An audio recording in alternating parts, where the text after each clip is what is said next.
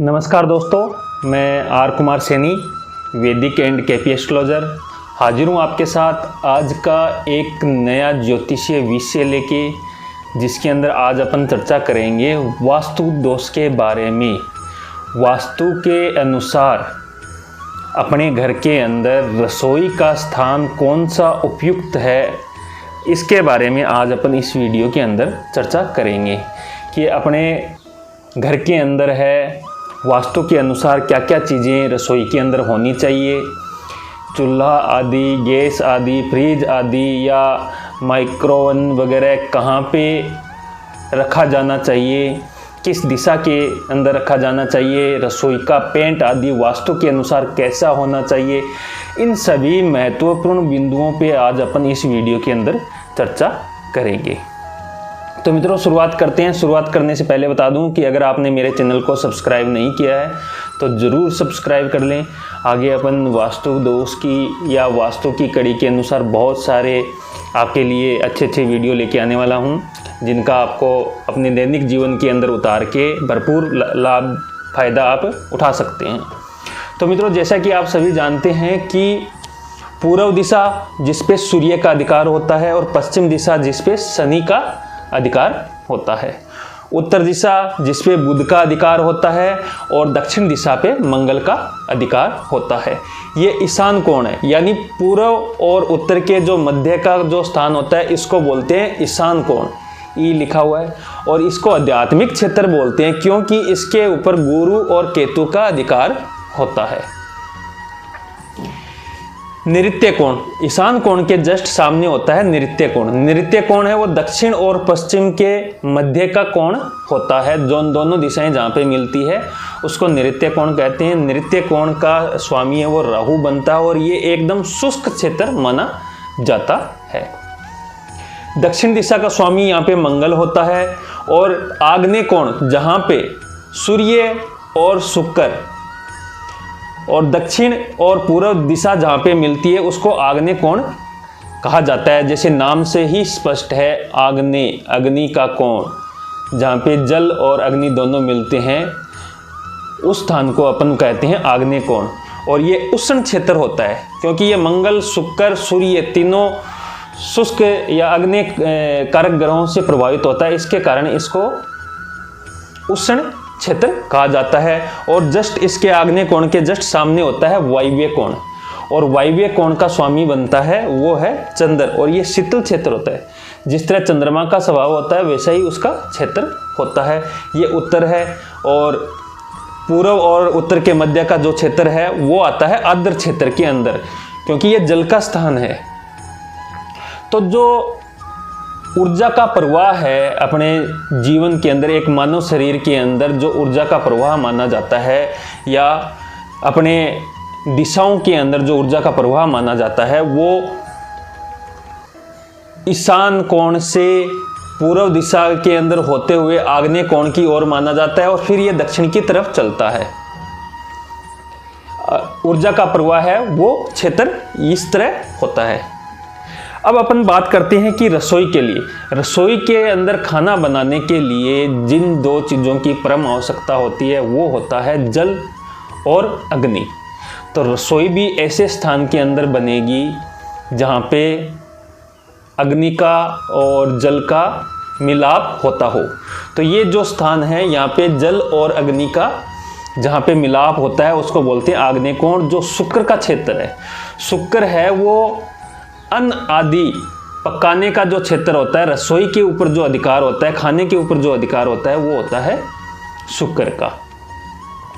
ये भौतिक ऊर्जा का क्षेत्र भी कहलाता है।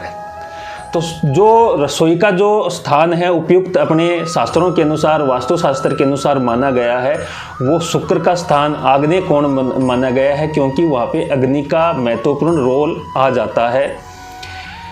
आग्नेय कोण के अंदर सबसे स्टीक या सबसे वास्तु के अनुकूल जो रसोई होती है वो वास्तु के अनुसार बहुत अच्छा फल देने वाली होती है।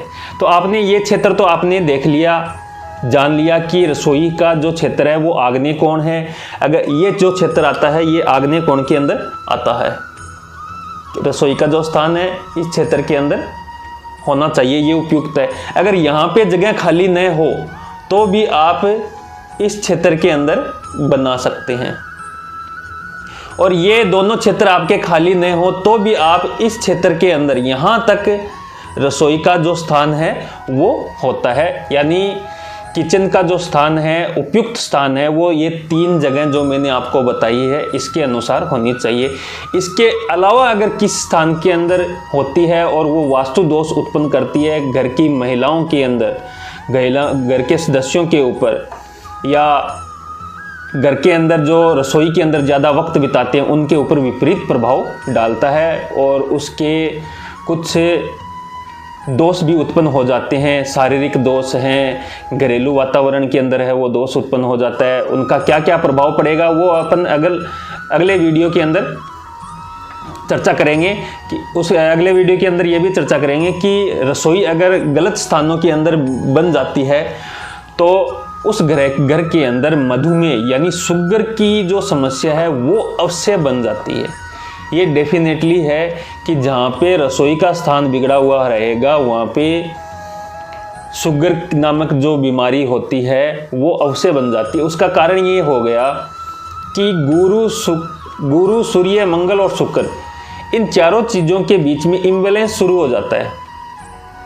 जहाँ भी अपन इन जो चारों ग्रहों के दिशाओं के अंदर गड़बड़ शुरू करते हैं, और क्योंकि मंगल है वो रक्त का कारक होता है, शुक्र है वो अग्न्याशय का कारक होता है, गुरु है वो लीवर का कारक होता है, सूर्य अपना ऊर्जा का कारक होता है। इन चारों चीज़ों के अंदर अपन गड़बड़ करते हैं तो निश्चित तौर पे वो शुगर के रूप में उभर के आती है। परिवार का सदस्य है वो शुगर नामक बीमारी से पीड़ित हो जाता है। वो क्यों हो जाता है, किस तरह हो जाता है, वो अगले वीडियो के अंदर बात करेंगे कि कौन सी दिशा के अंदर उनके घर के अंदर रसोई बनी होती है जिसके कारण ये समस्या उनको आ रही है। इस वीडियो के अंदर अपन सिर्फ रसोई के बारे में बात करेंगे कि रसोई का उपयुक्त स्थान क्या है। तो रसोई का जो उपयुक्त स्थान है वो मंगल का और सूर्य का जो मध्य कोण है, यानी अग्नि के बीच का जो स्थान है, जहाँ पे अग्नि और जल का मिश्रण होता है या दोनों दिशाएं जो मिलती है वो कहलाती है आग्नेय कोण। और आग्नेय कोण जल को अन्न को पकाने, अच्छी भली भांति पकाने के लिए जल और अग्नि दोनों की आवश्यकता होती है। और इसके ऊपर अधिकार, अन्न के ऊपर जो अधिकार होता है, पके हुए अन्न के ऊपर जो अधिकार होता है वो होता है शुक्र का। तो ये जो शुक्र की दिशा होती है आग्नेय कोण, इसके अंदर अपन को रसोई बनाना सबसे उपयुक्त होता है। रसोई का रंग है वो नारंगी रंग, पीला रंग, यानी अग्नि से जुड़े हुए रंग होने चाहिए। इसके अलावा काला, नीला वगैरह रंग अगर आप करवाते हैं तो निश्चित तौर पे उस घर के अंदर रहने वाले लोगों के, उस रसोई के अंदर ज़्यादा वक्त बिताने वाले लोगों पे, स्त्रियों पे विपरीत प्रभाव ये डालता है। क्योंकि जो व्यक्ति जिस जगह पे ज़्यादा समय गुजारता है उस जगह का वास्तु है उस व्यक्ति के मानसिक और शारीरिक रूप से निश्चित तौर पे प्रभावित करता है। खाना बनाने वाले का मानसिक संतुलन और मानसिकता भी उस खाने के अंदर होती है। वो खाना जो व्यक्ति खाएंगे उनके ऊपर वैसा ही असर होता है। यानी खाना बनाने वाले व्यक्ति को खुशी मन से, सुखी मन से, खुश होकर, प्रसन्न होकर, अगर वो सभी चिंताओं से मुक्त होकर खाना बनाए तो वो खाना है दोष से अलग होता है, यानी दोष रहित होता है। और ऐसा खाना अगर परिवार के सदस्य खाते हैं तो निश्चित रूप से निरोगी, स्वच्छ, सुंदर और अच्छा जीवन व्यतीत करते हैं। तो एक जो रसोई है उसके अंदर जो महिला ज़्यादा समय बिताती है उसका मानसिक स्वास्थ्य और शारीरिक स्वास्थ्य घर के सभी सदस्यों को किस तरह प्रभावित करता है ये अपन ने इस वीडियो के अंदर समझ रहे हैं। तो जो अगर किसी का इस क्षेत्र के अंदर रसोई बना हुआ है, किचन बना हुआ है, तो उनके अंदर पेंट का जो रंग है, कलर है, वो नारंगी हो, संतरे के कलर का हो, ऑरेंज कलर का हो, आम के कलर का हो, लाल कलर का हो, पीले कलर का हो, ये जो चीज़ें हैं इन सभी रंगों के अंदर उनको पेंट करवाना चाहिए। काला, नीला वगैरह है रंग है उनको नहीं करवाना चाहिए। वो वहाँ पे रहने वाली महिला की मानसिक स्थिति को प्रभावित करेगी और महिला या उस सदस्य की मानसिक स्थिति गड़बड़ होने के कारण वो खाना है वो प्रभावित होगा। फिर उस खाने को खाने वाले सभी सदस्य प्रभावित होंगे। दूसरी चीज़, इसके अंदर चूल्हा है वो इस स्थान के अंदर या इस स्थान के अंदर रहना चाहिए। यानी एकदम जो कोण का जो स्थान है वहाँ पे चूल्हे का स्थान है वो होना चाहिए। अगर आप गैस स्टोव का इस्तेमाल करते हैं तो जो स्थान है पूर्व इस तरफ होना चाहिए। महिला का मुख है खाना बनाते वक्त पूर्व दिशा के अंदर होना चाहिए। अगर आप इलेक्ट्रॉनिक सामान जैसे मशीनरी वगैरह, माइक्रो ओवन वगैरह ये सब अगर रखते हैं तो उनकी जो दिशाएं हैं वो दक्षिण दिशा के मध्य लगती हुई होनी चाहिए। यानी जो आप पट्टी लगाते हैं रसोई के अंदर इस तरह, वो पट्टी का आकार है इस तरह होना चाहिए। यहाँ से लेके इस तरह हो सकता है। माइक्रो ओवन की जो जगहें हैं वो इस दिशा के अंदर होनी चाहिए। गैस आदि है वो इस दिशा के अंदर होना चाहिए। और महिला का मुख खाना बनाते वक्त पूर्व दिशा के अंदर हो तो सबसे बेस्ट या सबसे बढ़िया वो रहता है। फ्रिज के रसोई के अंदर अपन फ्रिज आदि वगैरह रखते हैं। सिंक जो होता है जल का स्थान होता है, जो जल का स्थान होता है वो माना जाता है ईशान कोण। तो जो ये जो स्थान होता है यहाँ पे सिंक का स्थान होना चाहिए और जो फ्रिज आदि का स्थान है वो यहाँ पे होना चाहिए। यानी जो शीतल और आर्द्र क्षेत्र है वहाँ पे फ्रिज आदि का स्थान आप रख सकते हो और जो सिंक का स्थान है वो आप यहाँ पे रखना चाहिए। एकदम जो पट्टी बनी होती है रसोई की जहाँ पे सामान वस्तुएं वगैरह रखते हैं अपन, उस पट्टी से थोड़ा सा अलग होना चाहिए, एकदम चिपका हुआ सिंक नहीं होना चाहिए। तो जो जल का स्थान है वो जल को दे दिया, अग्नि का स्थान है वो अग्नि को दे दिया। जो इलेक्ट्रॉनिक जो मंगल इलेक्ट्रॉनिक सामानों का, बिजली का इनका कारक होता है तो इलेक्ट्रॉनिक जो सामान है उनको इलेक्ट्रॉनिक जगह को दे दी। तो ये जो चीज़ें हैं अपन को, छोटी छोटी जो चीज़ें हैं रसोई के अंदर, उनका अपन को निश्चित तौर पे ध्यान रखना चाहिए। तो आपने इस वास्तु वीडियो के अंदर आपने समझा कि रसोई का जो उपयुक्त स्थान है वो कौन सा है और किस तरह अगर इसके अंदर अपन गड़बड़ करते हैं रसोई के स्थान के अंदर तो निश्चित तौर पे वो घर के अंदर लोगों को, रहने वालों को प्रभावित करता है। और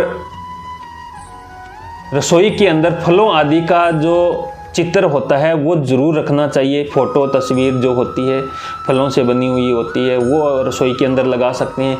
अगर आपकी रसोई के अंदर वास्तु दोष बना है तो आपको एक गणेश जी की नारंगी रंग की कलर की फ़ोटो या छोटी टाइप की मूर्ति है वो लगा सकते हैं, या गणेश यंत्र है वो आपको रसोई के अंदर रखना चाहिए।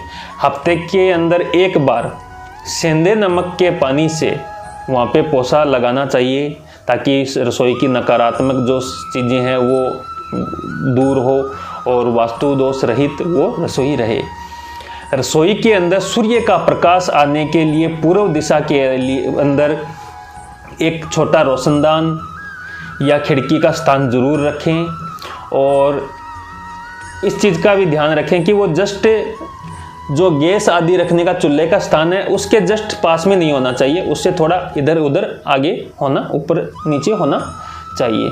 तो प्रकाश का स्थान है वो मुख्य रूप से बहुत प्राथमिक तौर पे रसोई के अंदर होना चाहिए।